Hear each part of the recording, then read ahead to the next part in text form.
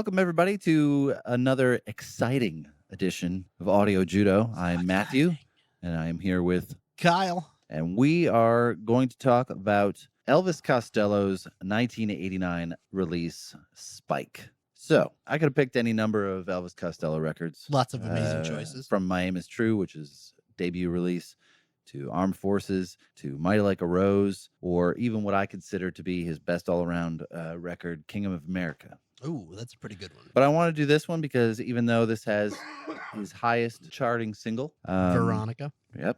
I feel it's one of his more underappreciated, maybe misunderstood records. Veronica was actually the only song on this whole album that I had heard before. And that goes to my point. Yeah. Little background on Elvis Costello. He was born, as we had talked about previously, Declan Patrick McManus. Right. And he came over. He came over on the first wave of punk, circa 1976, 1977. Yeah, like the proto-punk era. Right. Yeah, his weird kind of looking Buddy Holly glasses and stuff. He had an adopted stage name of Mr. Presley, and it kind of didn't fit the mold, and you weren't sure what you were gonna get.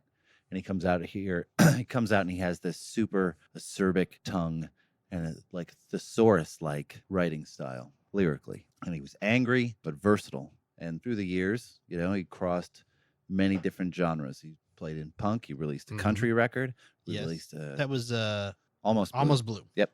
Released a classical record, an opera record.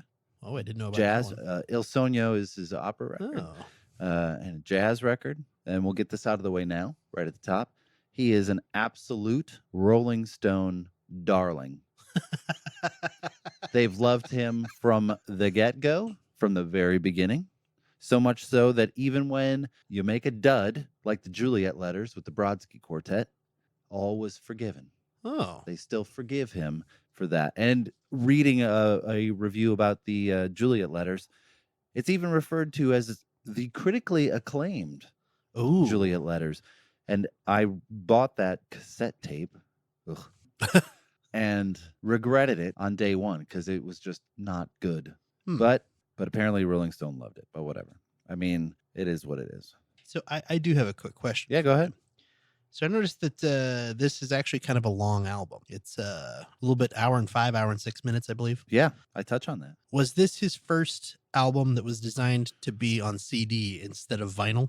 Or I guess I should say a CD at the exclusion of vinyl. I would say because it's not possible to squeeze it onto vinyl at that length unless it's a multi-release. I'd say probably yes and no, because my feeling is he would have released it as a double LP regardless. And I will get to that in a second about what the reasoning was behind. Elvis had just finished recording a record called Blood and Chocolate, or he just finished the Blood and Chocolate tour, recorded a record. And he had been recording for many years before that with his backup band, The Attractions. Elvis Costello and The Attractions. Yeah. That's who they were for several years.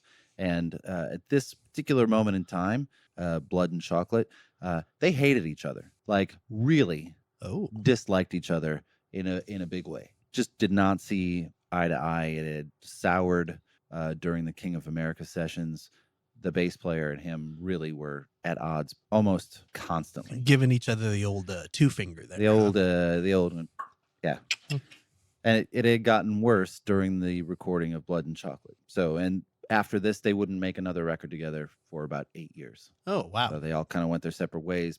Pete Thomas, who was the drummer, kind of stayed with Elvis to some degree, but most of them, Steve Neve and the other Thomas, Bruce Thomas, went their separate ways. Elvis's contract with Columbia Records was ending, and he was ready to move on. So he has signed a record deal with Warner Brothers, right? So as the story goes, as the quote goes, Elvis said that he was given the budget of a small independent movie to record his first record. So very significant budget. And he had sketched out 5 albums worth of material. So he already had kind of 5 records worth of material. Jeez. So he decided to record them all at the same time. Because why not? Which is what then becomes Spike. So he booked studio time at 4 different studios one in Hollywood, one in New Orleans, one in London, one in Dublin. Because again, why not? Right. And at each studio, he booked a different set of musicians. So each session would have a very unique flavor. He would end up taking double writing credit instead of the usual triple. Ooh. He used to take triple writing credit. So Elvis Costello, Declan McManus, and post 1982, Napoleon Dynamite. Because that's where that name comes from. And he had created this Napoleon Dynamite character early on in 82, but then it really came to life during the Blood and Chocolate tour, which I believe I talked to you about before. It was called the Songbook Tour. Okay. So he had this giant wheel made. Oh yeah. That had all kinds of songs on it, and he would invite people from the audience to come up and spin the wheel, and whatever song it landed on, that's what they played. That's awesome. And he was the MC. So Napoleon Dynamite was the MC of the Blood and Chocolate tour. So so he would take triple writing credit. For this one, he took double. So Declan McManus and Elvis Costello. So I'm curious to know, is that like a financial decision? Does he get paid like 3 times No. if he takes triple? No, Or I don't is it think like is it just so that no matter what, he can be like, if somebody comes along and they're like, well, Elvis Costello, that's a made up name, so that's out. And he's like, well, Declan McManus is my real name. And then they're like, yeah, well, that's out. And he's like, well, guess what? Napoleon Dynamite, motherfucker. I think that's kind of how, I think that's more what it is. Okay. He wasn't getting double or triple writing credit for it. I think it's just the way he would refer to it. I mean, there were plenty of times in the past 20, 30 years where he was ready to kind of drop the Elvis Costello pseudonym altogether and just be Declan McManus. And the label would kind of talk him out of it, saying, this is who you are now. You've established yourself as this. This is kind of who you have to be. It's become too well known. Right. And his father was a big band performer, like a horn player. I remember reading about right. This. So I think a lot of it was ode or an homage to his last name, to his dad. Okay. So I think just wanted to kind of honor that instead of just be this other guy. That's cool. Anyway, to me, I've always felt that Elvis Costello is rock's greatest lyricist. I know a lot of people will swear up and down that it's Bob Dylan, but for my money, I believe Elvis is better. I mean, David Lee Roth. He's pretty good. Scoppity boop bop bop bop skadop. He did say I that. ain't got no body. So that's pretty good. But I would agree with you, Elvis Costello. Nobody probably cares better. for me. Nobody. Yeah. Right? I would agree with you, Elvis Costello probably better. He is good. He's very good. Right? And Bob Dylan, like, I get it. He's a poet. yes. I understand that. I can't listen to him. It just drives me nuts. I hate Bob Dylan. Right? So I get he's a fantastic man. I hate his music. I get to a point where I would rather read a book of poetry by Bob Dylan than listen to him sing lyrics. Agreed. And I think it's just some sort of psychological block where I'm like, I can't listen to it anymore. I think the ultimate answer to that is still the song Royal Jelly from the movie Walk Hard. Oh, yeah. Oh, yeah. Mailboxes drip like lampposts in the twisted birth canal of the Coliseum. If you've never heard it the other day. If you've never heard it, go find it and listen to it. It is the perfect send-up of Bob Dylan. Again, though, he is a fantastic artist. Sure. He's unlistenable to me. To both of us, apparently, he is unlistenable. Something else we agree on. Right. Thank God. So rest assured, Audio Judo fans, we probably won't review a Bob Dylan record. Sorry. I just don't see that in the cards. Might have to do it when we have a guest on or something. Oh, that's a possibility. We're both like, oh, we hate him. And the guest's like, well, now hold on a minute. Hold on. Let me break this down for you. Please don't. Anyway. Our guest today is Robert Dylan. What? It's just Bob Dylan. And Bob wig Zimmerman. And a mask. I think that's his real name. Oh, yeah. Robert Zimmerman. Sorry. It Something threw us like off that. track here. So you were continuing. So he had this massive output. So he releases 11 records in 9 years, right? Lyrically dense records. And here comes Spike, right? It's totally different sound than most people are familiar with right off the bat. Yes. Big, thick bass drum, synths, very unorthodox sound for him, right? Yes. And speaking of weird sounds, we talk for a second, if you've read the liner notes, talk for a second about Michael Blair. Michael Blair.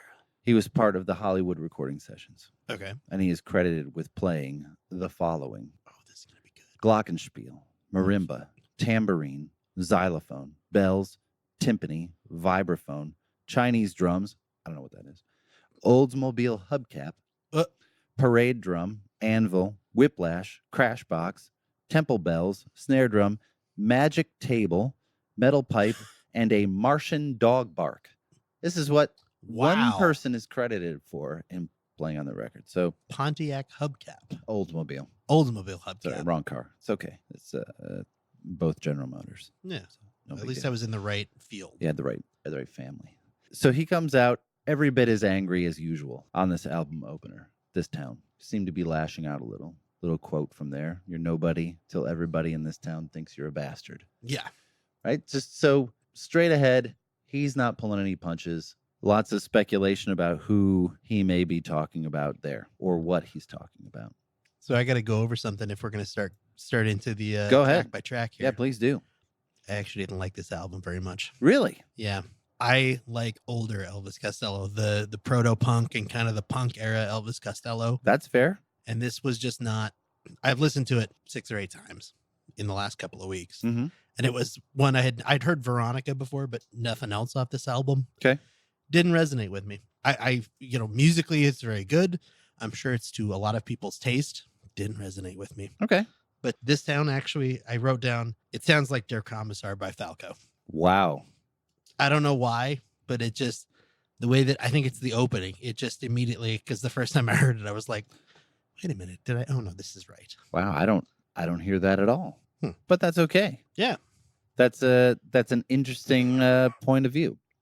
So, and we've spoke about before, I believe a lot of it has to do with where I was. Yes. In that particular moment in time. So let's go back in time a bit.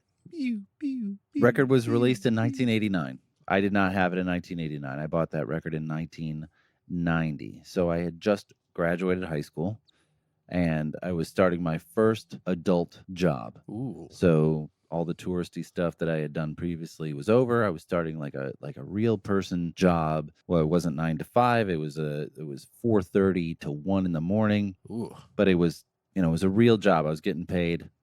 Hold on to your hats, folks. 1990. I was getting paid $6.55 an hour. Whoa. And I was styling. And I was feeling good. But it was also at a facility that was located 25 minutes away from my house. I knew this was going to be, I was going to be able to listen to music more readily in the car. Yeah, at this because point. you basically had a half an hour every day. In one direction. Yeah. So back and forth, so we have you an had hour. An hour every day. So Harmony House, walking around. I'm familiar with Elvis Costello. I see this weird album cover of Elvis Costello's face painted black and white, bursting through this velvet curtain. It says "The Beloved Entertainer" underneath, and I'm like, okay, this will be a good start.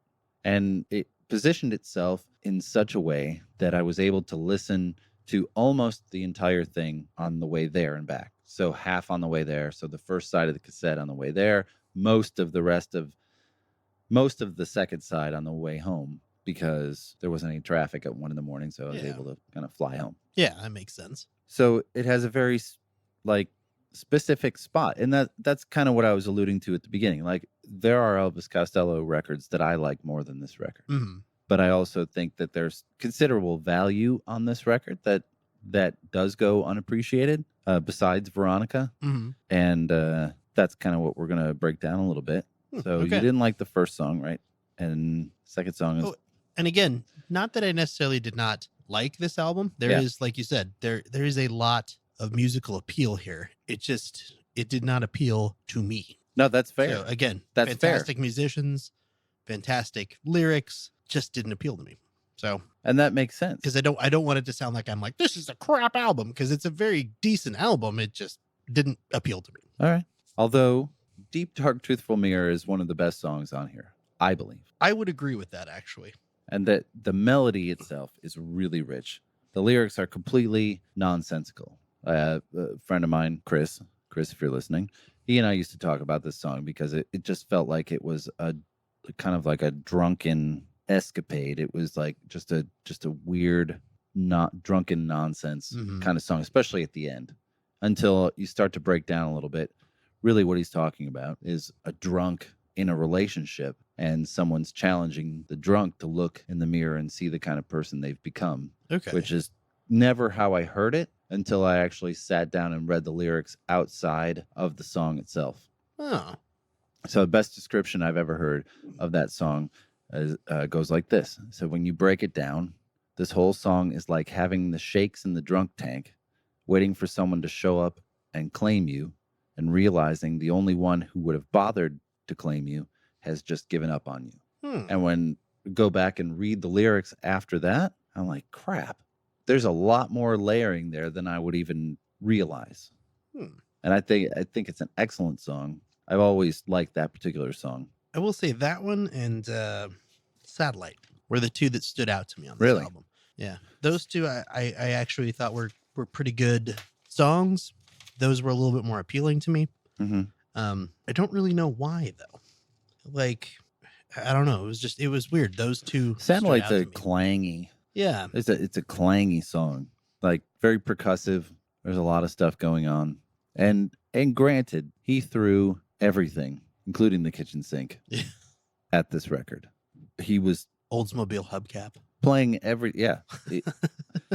he had this huge budget, and he's like, why the hell not? I'll get Alan Toussaint. I'll get all these, the Dirty Dozen brass band. He had all these, Chrissy Hynde plays on it from the Pretenders. She actually sings backup on Satellite. Her voice is in there. They're like the high pitch harmony. There's Chrissy Hynde from the Pretenders. Paul McCartney. Yeah, he co-wrote a couple of these, right? He plays Veronica and Pads, Paws, and Claws is the other one that he wrote. So all these, Mitchell Froome and all these huge players. T-Bone Burnett produced it. I mean, he's got a lot of faces on it. Yeah. And it's just such a richly layered record, like Veronica. So as far as I know, Veronica is the only Alzheimer's song, to my knowledge. Yeah, it's about his grandma, correct? Yeah, who had Alzheimer's. I mean, it's a wonderful short little pop song. Yeah, I was gonna say it actually kind of felt out of place on this album to me, like because it's very poppy and very upbeat, and I can see why it was the hit on this album because it has a like very mass appeal to it. It's very it's something that you could put on the radio and people would listen to it without having to think about it. And what happened with this record is it's so bizarre. I think if he had kind of broken it down into like quadrants and put them in order that way, I think it probably may have been more successful. But because he kind of scattershot the whole thing and recorded in 4 different studios, and then it's all you kind of have to listen to it to figure out which one was recorded where. Yeah. And you have one that's got thick bass drum and synth and harmonium and all these different instruments, and then the next song has a fife and a lute, and you're kind of all over the map instead of kind of just progressing down the line. I think he may have suffered from that. Veronica, like you said, he wrote with Paul McCartney, and 1987 is kind of where that relationship started with him, and they ended up. He wrote a bunch of songs with Paul McCartney for Flowers in the Dirt, which was Paul McCartney's kind of bigger solo record since the early 80s. Okay. He had that gap 6-7 years where he didn't really have anything popular, and Flowers in the Dirt came out, and they ended up writing for like 5 or 6 years together. He had songs on Mighty Like a Rose and a couple other records too. Okay. So and you have these songs in a row, to me, these really great songs in a row. So God's Comic was always one of my favorite songs to listen to. It's an interesting lyrical song about a stand-up comedian priest, which, I don't know how many of those there are. Yeah. Well, it's about a stand-up comedian priest who's dead. Right? Yeah. It's after he died. Right. He's in heaven kind of talking it out with God. And God's like telling him, I like this bit of your act, not so much this. What was the deal with airplane food? And God was just like, I don't know. I can't answer all the questions. I had nothing to do with airplane food. What are you talking about? That's not in the song. If you've never heard it, I'm sorry. Apologies to Jerry Seinfeld. I keep going back to this. Der Kommissar. Dear Karma I'm Star. still like I'm like hung up on this. I don't know. It's just the opening of this town. Just the second I heard it, I was like, Dear Karma Star. I don't know why. It's weird.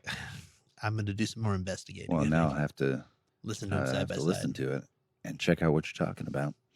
And then Stalin Malone, which is just big band number, and there are lyrics for that song, but he did not sing them. They didn't sing them, right? Yep, they're actually in the liner notes of that CD. All the lyrics. Oh, I remember like looking at it, going, why does it have lyrics? It doesn't make any sense. So, and then you get to Tramp the Dirt Down, which may be one of the most overtly political songs of the 1980s. The line of the song, when England was the whore of the world, Margaret was her madam.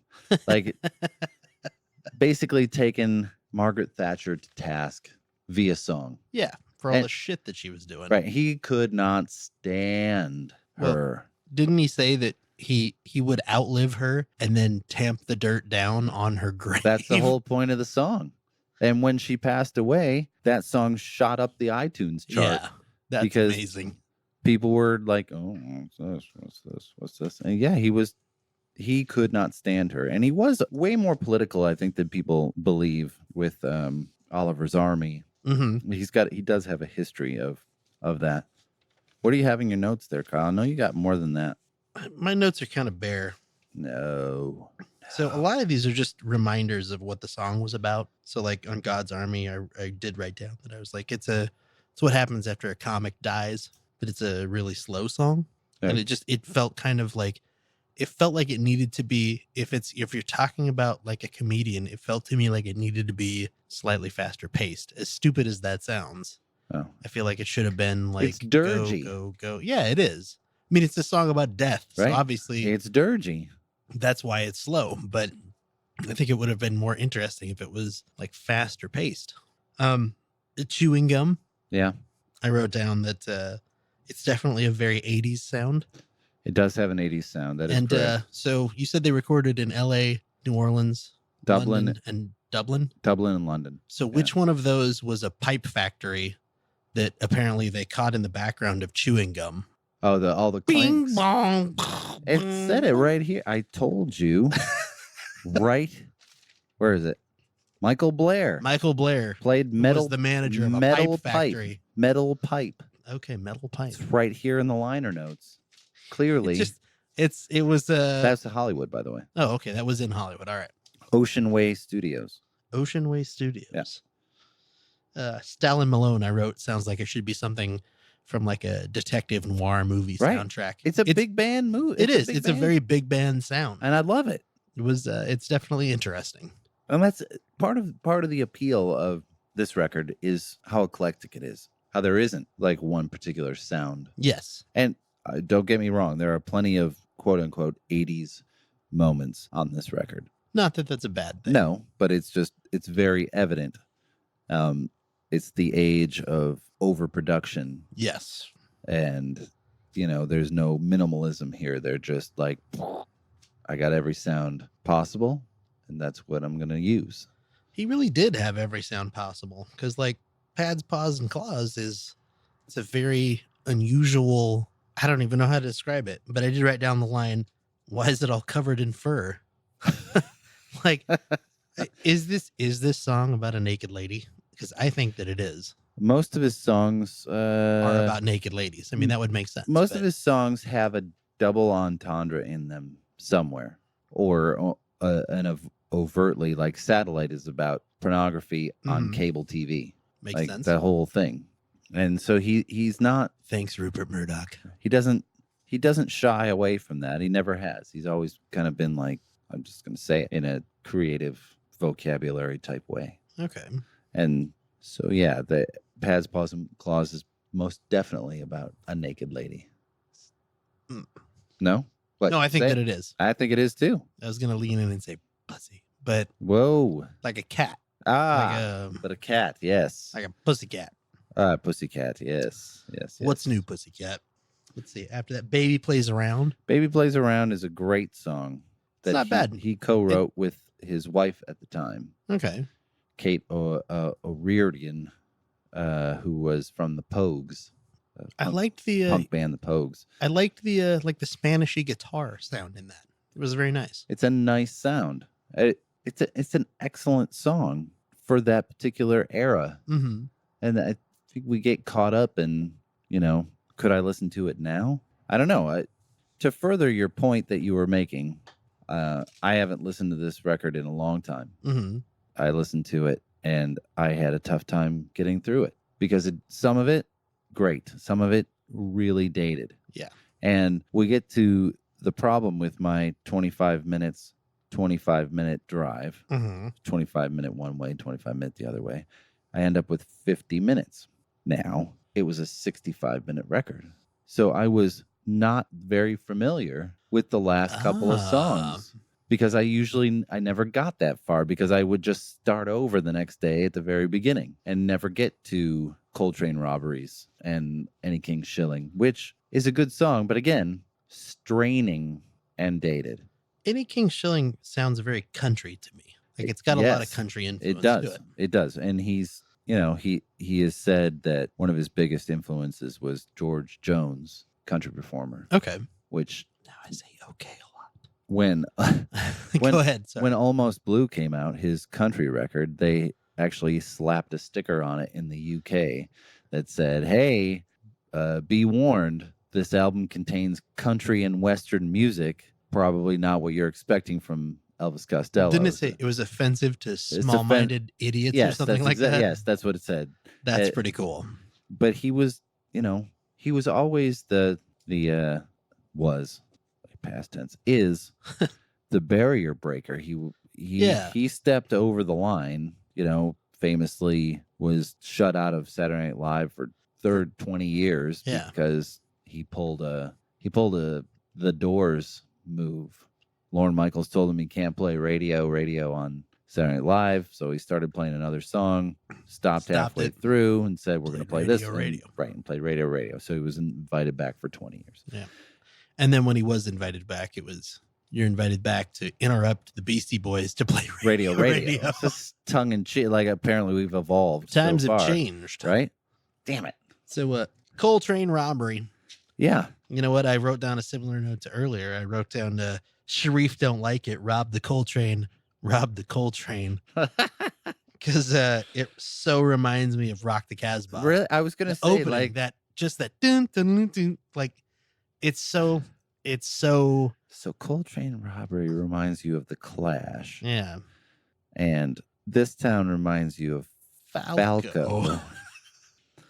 I think it's all that 80s influence. Interesting. It's all that 80s influence. Oh, it's definitely there. Yeah. It's definitely there. And I believe like the next record, he kind of fine-tuned that sound. Mm-hmm. Like, I know we're talking about Spike, but Mighty Like a Rose kind of fine-tuned that overproduced sound, but still trimmed it back a little bit. It wasn't so far afield. And I kind of wonder if now, knowing that, because I was going to ask this question to begin with, but now knowing that he had a bunch of money to produce this record, and basically, here's all the money and presumably all the time you could imagine. Mm-hmm. Do you think this was him trying to find out where he was going next? Oh, I absolutely. And he said, you know what, fuck it. I got the money right now. Let's go record in all these different places. Let's record with all these musicians and figure out what I actually like and what I want to do next. And it gives me a direction to go in. I believe that's very much where he was headed, because he wouldn't record with many of those people ever again. Mm-hmm. But some of them he would. Like Alan Toussaint and stuff, he would record with again, and I think he was able to determine what he wanted to do career-wise next, because he's retired at least 4 different times. Yeah, like he's walked away and said, "I'm not going to do this anymore. I don't have to do it anymore." But he's so prolific that you can't walk away. Well, it kind of goes back to me to something. Chris was saying in our interview last episode from the Cold Stairs, and he was saying, you're a lifer. You're a lifer. You're a lifer musician. You become almost like an addict to the music, to making the music, to coming up with the next new thing, where you want to go, to figuring out what you want to play and what you want to do. And I think that, it happens at all levels of music. It happens from, somebody who's first learning to play an instrument and they immediately begin like, oh, you know what? Okay, I kind of want to learn this next because that's the direction I want to go in. I want to learn punk music, or I want to learn metal, or I want to learn classical because that's the direction they want to go in. And I think it happens at this higher level too, when you've got people like Elvis Costello, where you have him, who's incredibly famous and very successful.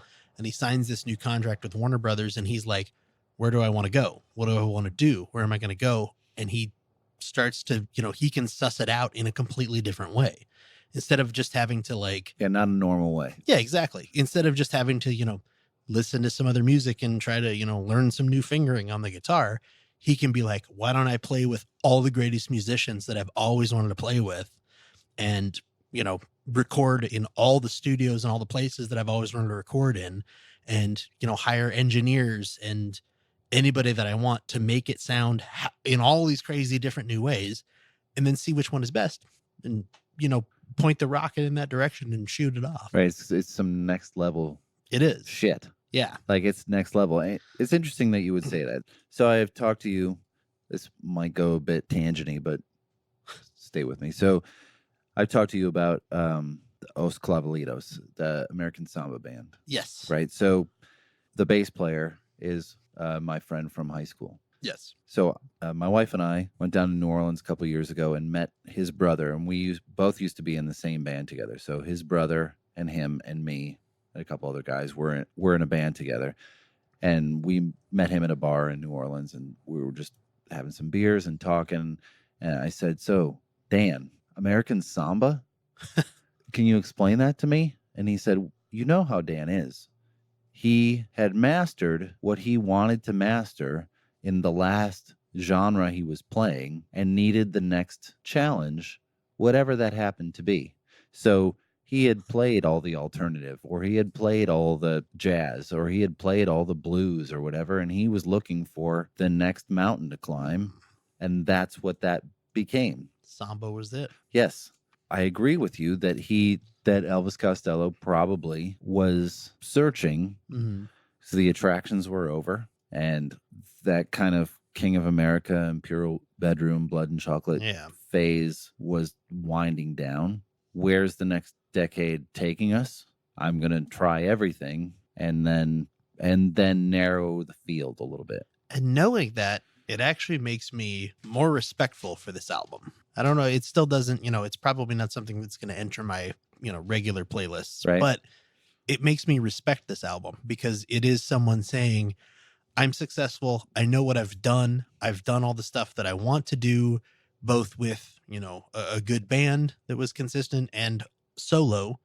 Now, where do I go from here? And this is that album finding that. He's trying to, he's literally throwing darts. He's like, I don't know, let's get somebody to play pipes in an Oldsmobile, ping. Right. And I think he's done that multiple times because of where he's written the classical record. He's written the opera. He's recorded with Burt Bacharach. He's like done all these things, and he's not really definable into the proto-pop time, that 77. Like, you don't want that window to be what your career is defined by. Yeah. That 1977 album, My Aim Is True, which is fantastic. Oh, it's a great album. Great record. But you don't want to be that guy because there were so many that guys. Yeah. And he's gone on to do all these ridiculous things with his career, and some of them for better, some for worse. But I think that's the measure of a true artist, is that he's not afraid to take chances that may or may not be successful. Although whatever he does, Rolling Stone goes, "Oh my God, it's fantastic." Yeah. Well, he's willing to fail and say, okay, that didn't work. Let's try something different and evolve based on those failures. And that's right. And I think that's an important lesson for any artist. Oh, absolutely. To learn, which I don't think there are as many artists out there now that are willing to take that chance and fail because there's too much at stake. Yeah. Even though I'm sure the same amount was at stake for him, he was not willing to compromise on what he believed was what he was trying to say. I don't think it's the same now across. Well, it probably wasn't the same across the board then, but it feels like there aren't a lot of artists that take as many chances anymore. Yes. And we're probably wrong. Yeah. So if you're listening out there, we're probably wrong. But because of the way the music situation is set up, it's hard to find. We're not as knowledgeable about that happening. Like you didn't have as many artists back then as you do now. So you couldn't really track that. You can't really track that now. I don't know who's taking chances. You try to find it, but most likely they're not successful. They're not popular. Yeah. So how do you track it down? And sometimes you just take a shot and try to find it. But yeah. I end up falling down a lot of rabbit holes. I think that's who influenced this person. Oh, well, let's download all of their catalog and listen to it. Right. And I think that's more common now. Is like you have to like where are they? You know, and I rely to some degree on my kids now, mm-hmm.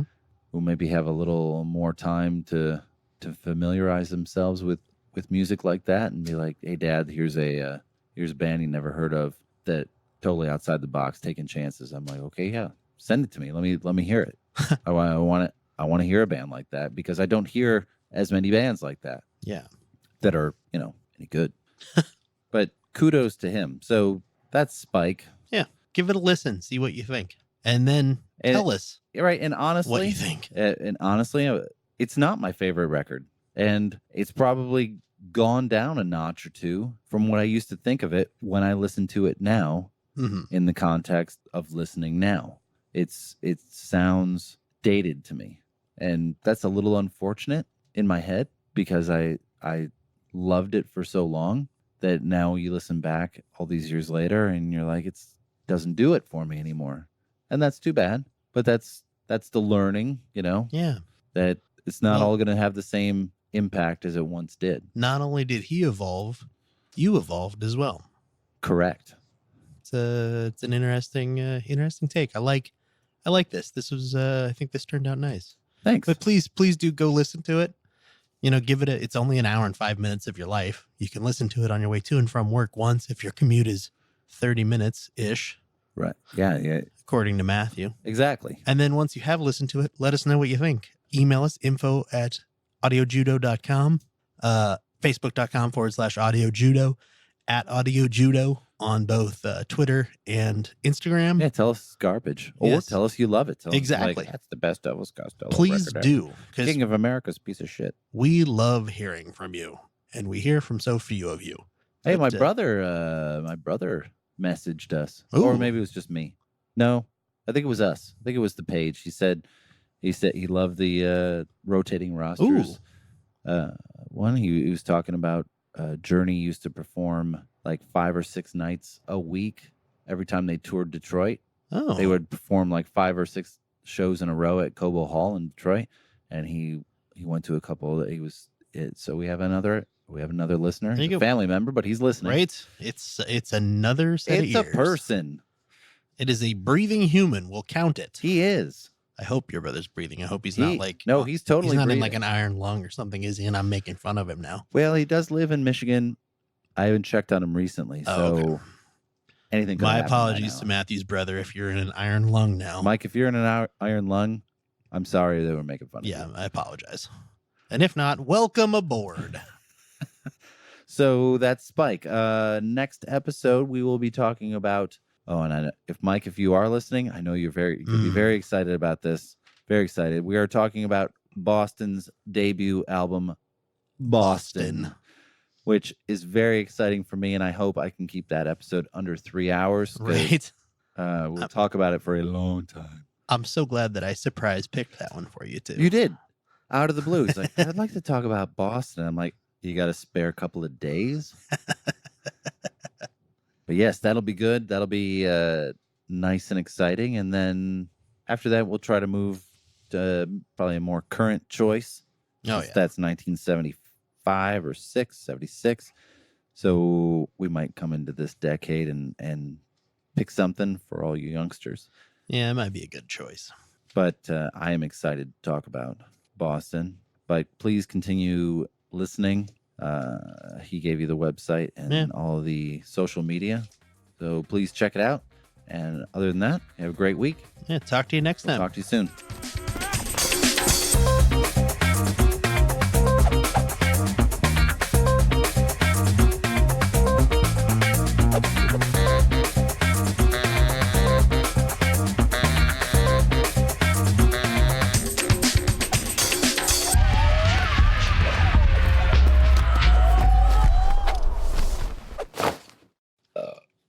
Oh, I have to pee so bad.